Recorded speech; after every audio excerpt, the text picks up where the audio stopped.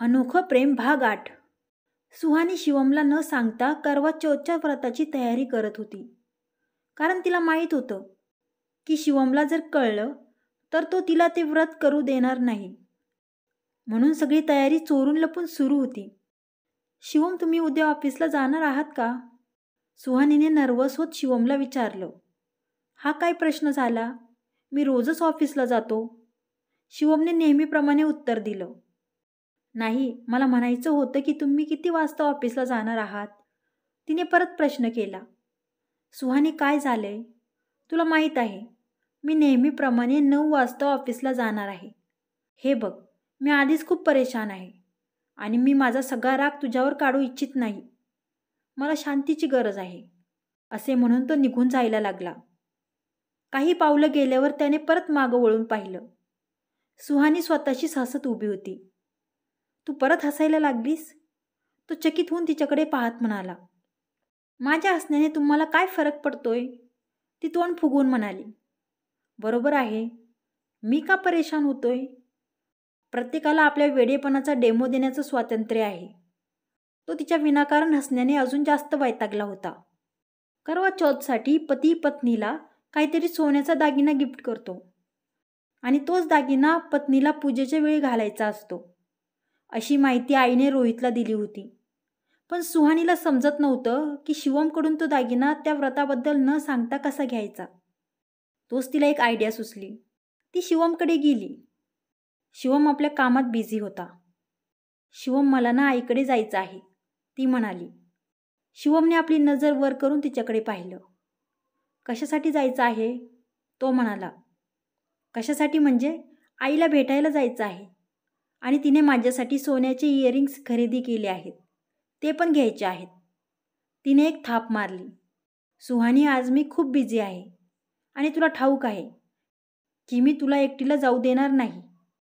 त्यामुळे तू नको तो हट्ट करू नकोस, तो म्हणाला. जर तुम्ही बिझी असाल तर मी रोहितला सोबत घेऊन जाते. मला ना ते इयरिंग आणायचे आहेत. मला नव्या इयरिंगची खूप गरज आहे, ती म्हणाली. सुहानी, मी म्हणालो ना की मी तुला एकटीला जाऊ देणार नाही आणि तुला इयरिंग इतकेच हवे असतील तर मी तुझ्यासाठी इयरिंग मागवून घेईल.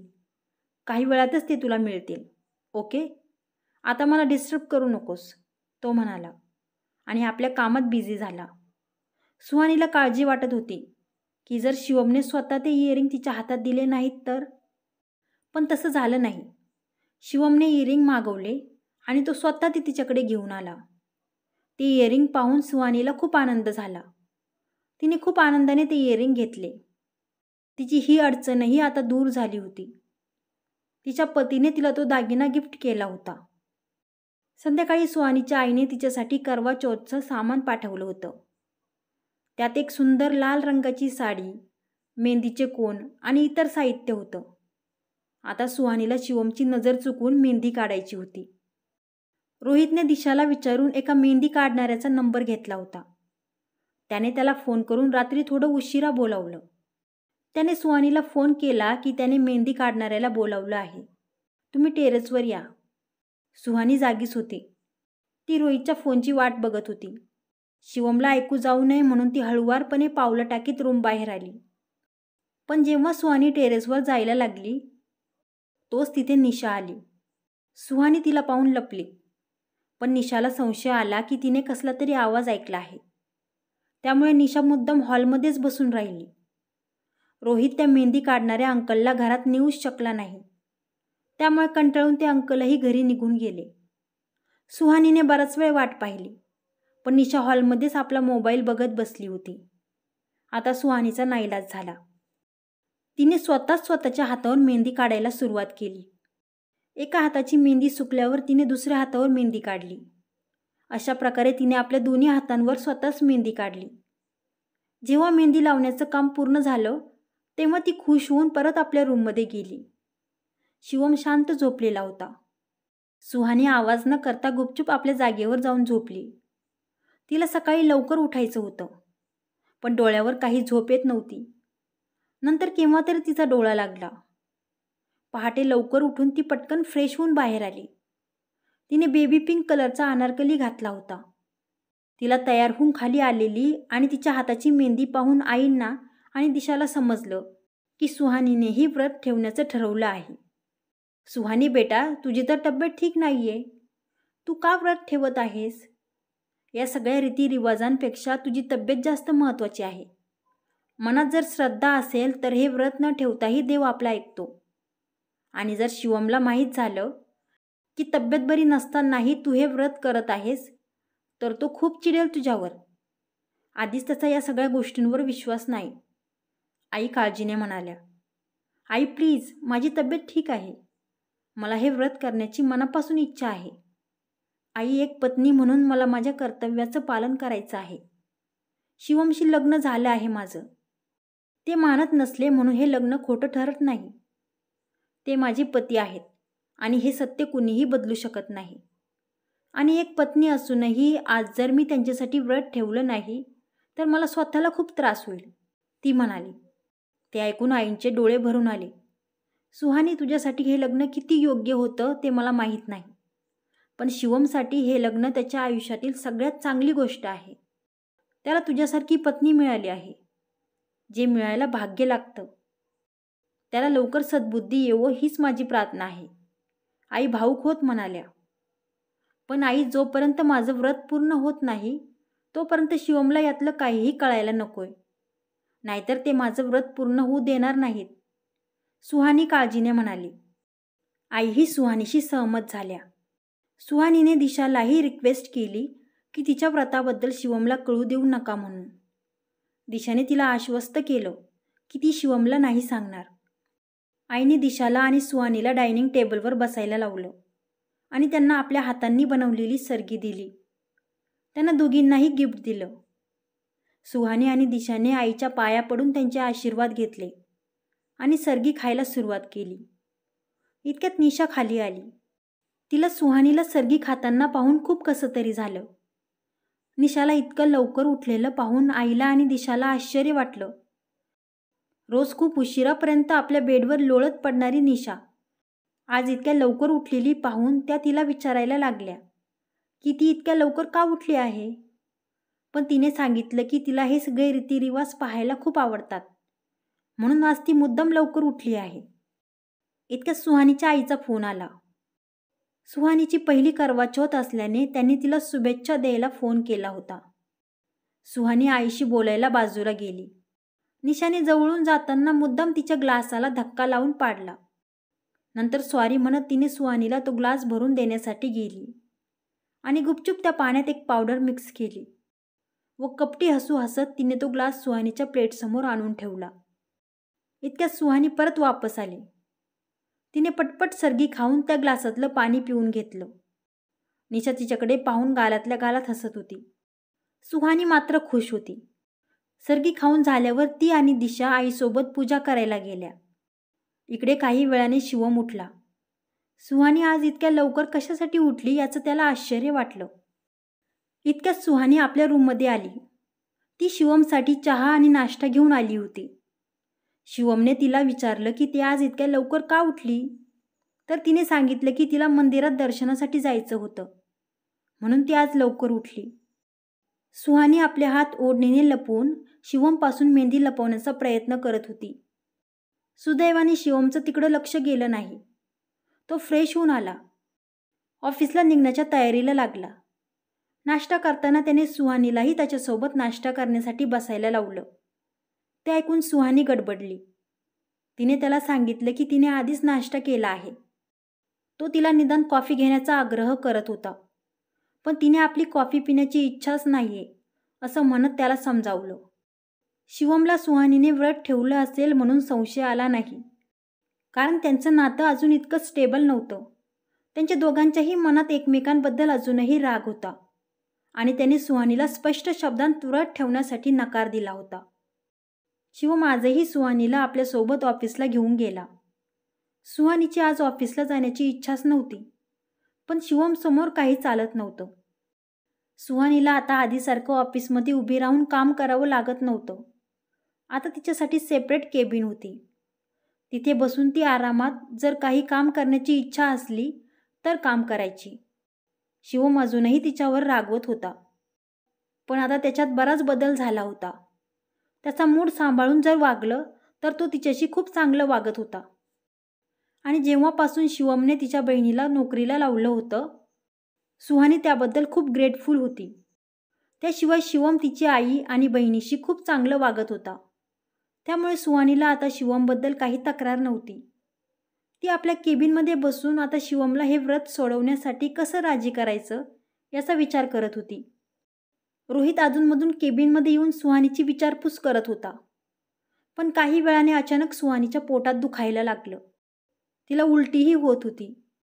तिला वाटलं हे तिचं पहिलं व्रत असल्याने तिची तब्येत गडबडली आहे. बराच वेळ झाला तरी तिच्या पोटातल्या वेदना थांबल्या नव्हत्या. तिची अवस्था आता खूप खराब झाली होती. वहिनी, तुमची तब्येत खूप खराब आहे. तुम्ही या व्रताची चिंता करू नका. थोडं खाऊन घ्या. मी दिशाला सांगितलं आहे. दिशानेही तुम्हाला औषध द्यायला सांगितलं आहे, रोहित काळजीने म्हणाला. पण सुहानीने व्रत तोडायला नकार दिला. तिला काहीही करून आपलं पहिलं व्रत पूर्ण करायचं होतं. रोहितला समजेना की काय करावं. सुहानीला तर साधं पाणीही प्यायचं नव्हतं. त्यात शिवमलाही काही सांगता येत नव्हतं. त्यात सुहानी आईलाही फोन करू देत नव्हती. दिशानेही फोन करून सुहानीला समजावलं, पण सुहानीने दिशालाही नकार दिला. इतक्यात शिवम केबिनमध्ये आला. केबिनमध्ये बाहेरून मागवलेले जेवण तसंच पडलेलं होतं. रोहित सुहानीसोबत लंच करत असे. त्याचंही जेवण तसंच पडलेलं होतं. शिवमने सुहानीला आणि रोहितला विचारलं की त्यांनी अजून लंच का केलं नाही. सुहानीने मला सध्या भूक नाहीये, मी नंतर लंच करते म्हणून सांगितलं. रोहितनेही आपण आता लंच करणारच आहोत म्हणून सांगितलं. ठीक आहे म्हणत शिवमने सुहानीकडे पाहिलं. सुहानीचा चेहरा खूप मलूल झाला होता. ती खूप वीक वाटत होती. डोळे पाणावलेले होते. तिचा चेहरा सांगत होता की तिची तब्येत ठीक नाहीये. ती वारंवार आपल्या पोटाला हात लावून त्या वेदना सहन करत होती.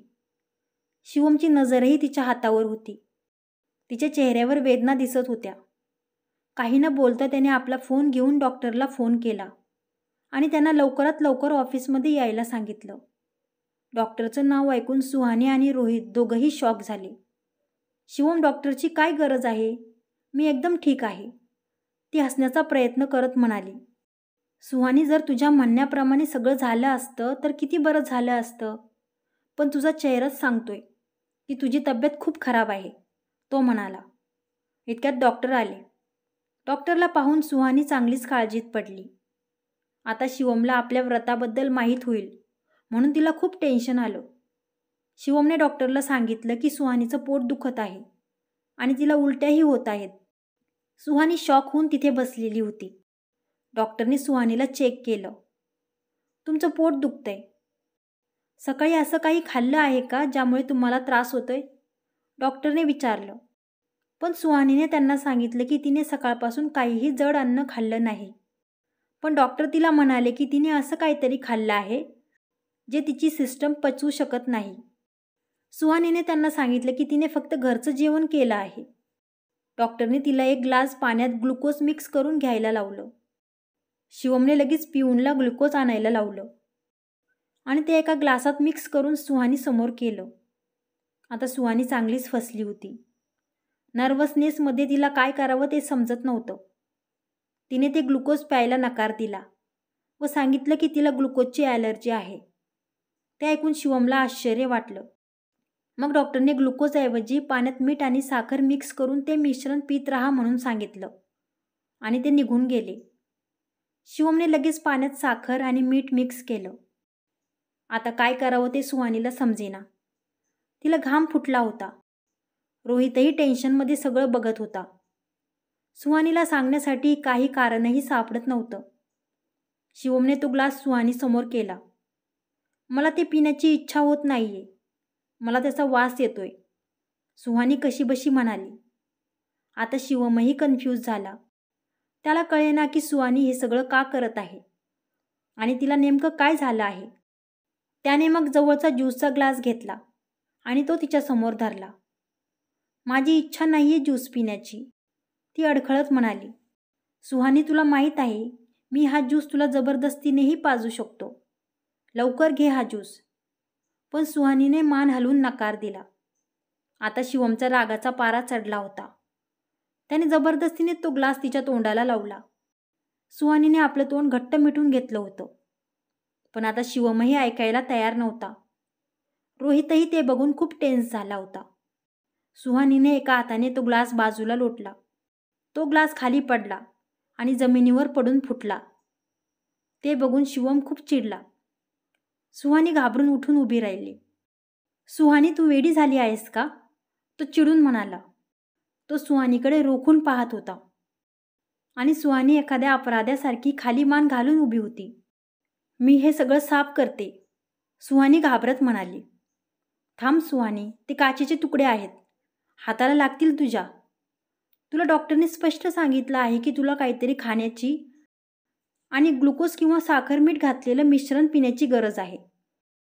पण तू इतकी समजदार असूनही लहान मुलांप्रमाणे जिद्दीपणा करत आहेस. शिवम खूप कन्फ्यूज होता. मग त्याच्या लक्षात आलं की उभी राहिल्यानंतर सुहानीने आपले हात मागे लपवले आहेत. मग अचानक त्याच्या डोक्यात प्रकाश पडला. तू आज काही खातपीत का नाहीस? आणि हे हात का लपवले आहेस तू मागे? तो तिच्याकडे संशयाने पाहत म्हणाला. त्याने जबरदस्तीने तिचा हात समोर केला आणि तो शॉक झाला. तिच्या हाताला मेहंदी लावलेली होती. मेहंदी? आज तर करवा चौथ आहे ना? आता त्याच्या सगळं लक्षात आलं होतं. तू वेडी झाली आहेस? तू माझ्यासाठी करवा चौथचं व्रत केलं आहेस आणि रोहित, तूही यात सहभागी होता? तुला माहीत आहे की मी या सगळ्यावर विश्वास नाही ठेवत, शिवम रागाने म्हणाला. पण मला विश्वास आहे, सुहानी हळूच म्हणाली. तिच्या डोळ्यांतून वाहणाऱ्या अश्रूंनी तिचा चेहरा भिजवला होता. तू या नाईलाजाने झालेल्या लग्नाला लग्न मानतेस, मला आपला पती मानतेस. वेडी झाली आहेस का तू? पण एक गोष्ट लक्षात ठेव, मी आज रात्री घरी नाही येणार आणि तुझं व्रत पूर्ण करण्यासाठी तुला पाणीही पाजणार नाही. तू उपाशी राहत असलीस तर राहा, पण मी येणार नाही, तो ओरडून म्हणाला. सुहानी खाली मान घालूनच रडत होती. पोटात होत असलेली वेदना, त्यात शिवमचे शब्द तिच्या मनावर आघात करत होते. रोहित, सुहानीला घेऊन आताच्या आता घरी जा, शिवम रोहितकडे पाहत म्हणाला. सुहानी पळतच आपल्या केबिनच्या बाहेर गेली. रोहितही लगेच तिच्या मागे गेला. त्याला सुहानीची खूप काळजी वाटत होती आणि तिच्याबद्दल खूप वाईटही वाटत होतं. त्याला शिवमच्या वागण्याचा राग आला होता, पण आपल्या मोठ्या भावाला उलटून बोलण्याची हिंमत त्याच्यात नव्हती. तो सुहानीला कारमध्ये बसून घरी घेऊन आला. घरी आल्यावर त्याने दिशा आणि आईला सगळं सांगितलं. दिशाने पटकन सुहानीजवळ जाऊन तिला सोफ्यावर बसवलं. सुहानी, मला वाटतं रोहित बरोबर म्हणतोय, तुझी तब्येत खूप खराब आहे. बेटा, तू काहीतरी खाऊन घे, आई काळजीने म्हणाल्या. नाही आई, मला हे व्रत पूर्ण करायचं आहे, तुम्ही काळजी करू नका, मला काही नाही होणार. मी सगळे रीतिरिवाजही पूर्ण करणार आणि चंद्राला चाळणीतून बघून शिवमच्या दीर्घायुष्यासाठी प्रार्थनाही करणार आणि शिवम माझं व्रतही खोलतील, सुहानी निर्धाराने म्हणाली. दिशानेही तिला समजावण्याचा प्रयत्न केला, पण सुहानी व्रत अर्धवट सोडायला तयार नव्हती. निशाला सुहानीची बिघडलेली तब्येत पाहून खूप आनंद झाला होता. तिला वाटत होतं की सुहानी जास्त वेळ वेदना सहन करू शकणार नाही आणि शेवटी तिला हार मानावी लागेल. पण ती सुहानीला ओळखत नव्हती. इतक्या वेदना आणि मनस्ताप सहन करूनही ती जराही विचलित झाली नव्हती. तिचा निर्धार अजून पक्का झाला होता. दिशाने सुहानीला तिच्या बेडरूममध्ये नेलं आणि तिला बेडवर झोपून आराम करायला लावला. सुहानी थोडा वेळ डोळे झाकून पडून राहिली. शिवमचे शब्द सारखे तिच्या डोक्यात फिरत होते, पण तिचं मन म्हणत होतं की सगळं काही ठीक होईल. तिने ते व्रत खूप मनापासून केलं होतं आणि तिला खात्री होती की तिचं व्रत पूर्ण जरूर होईल. आई आणि दिशा बऱ्याच वेळा सुहानीच्या रूममधून चक्कर मारून गेल्या. त्या थोड्या थोड्या वेळाने येऊन सुहानीच्या तब्येतीची चौकशी करत होत्या. अशा व्रतामध्ये उलट्या आणि वेदनेमुळे सुहानीची काय अवस्था झाली असेल याची त्यांना कल्पनाही करवत नव्हती. निशाला खात्री होती की शिवम सुहानीला पाणी पाजण्यासाठी घरी येणार नाही, म्हणून ती आज खूप खुश होती. तीही मस्त सजून धजून तयार झाली होती. इकडे शिवमने ठरवलं होतं की आज काहीही झालं तरी तो घरी जाणार नाही. सुहानीने त्याच्या मर्जीविरुद्ध त्याच्यासाठी व्रत ठेवलं होतं. त्यात तिची तब्येतही ठीक नव्हती, त्यामुळे तो तिच्यावर खूप रागावला होता. हळूहळू ऑफिस खाली होऊ लागलं. सगळे लोक आज लवकरच घरी गेले होते. व्रत पूर्ण करण्यासाठी आपापल्या पत्नीकडे जाण्याची ओढ सगळ्यांना लागलेली होती. इतर लोक करवा चौथसाठी लवकर घरी जात आहेत हे बघून शिवमला कसं तरी होत होतं. त्याचा राग अजूनच वाढत होता. संध्याकाळ झाली होती. सुहानी आपल्या रूममध्ये तयार होत होती. तिने मस्त लाल रंगाची साडी घातली होती. त्यावर हातभर लाल चमकदार बांगड्या, शिवमने दिलेले झुमके, बिंदिया, नाजूकसा नेकलेस, साडीवर मॅचिंग लिपस्टिक लावली होती. साजेसा मेकअप केला होता. केस मोकळे सोडले होते.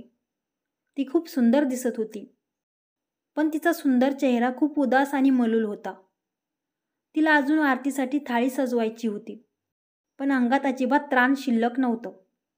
डोकं गरगरत होतं, हातपाय गळाले होते आणि मन खूप व्यथित होतं. दिशा तयार होऊन सुहानीकडे आली. लाल घागऱ्यामध्ये दिशाही खूप सुंदर दिसत होती.